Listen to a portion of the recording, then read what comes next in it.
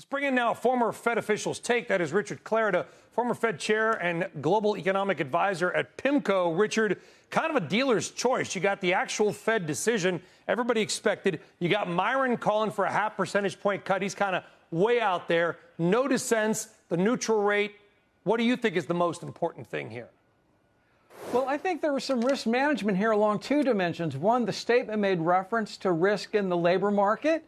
I think that was the primary motive for the cuts. But I think Jay Powell did some risk management on his committee. There was some thinking going in. You could have some dissents in favor of no cuts. On the other hand, you could have multiple dissents in favor of 50 or more. So a pretty close call if you just look at the dots in terms of the numbers supporting the total of 3 cuts.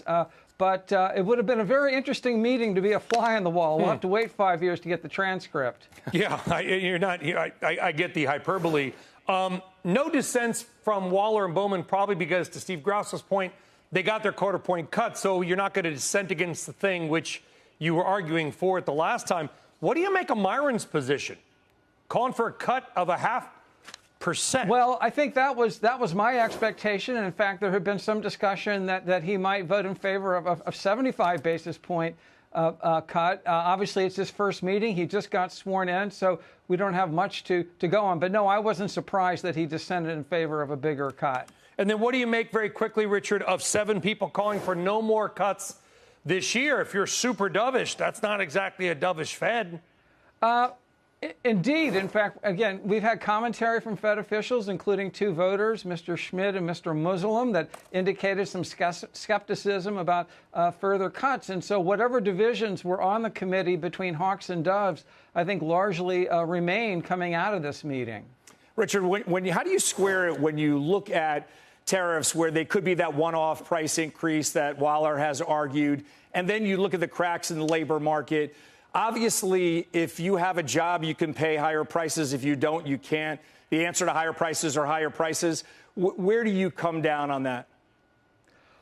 Well, I think that some of the tariffs are being absorbed not by consumers, but by exporters or corporations. We're also seeing some improvement on the services side of the economy. So I think the Fed has formed a judgment that they are sufficiently confident that there are not going to be these second-round effects on inflation. When coupled with a softer labor market, I think Powell has the quorum that he needed to get the rate cut and the signal of more rate cuts in. So what do you want to hear then from the last few meetings of Jay Powell? I think he's got 5 meetings where he is the chair. After this meeting, don't at me, it's 4, 5, or 6, one of the two. But his term is coming up. Yeah. So, Richard, what would you like to hear from the Fed chair? What would the market like to hear over the next few meetings?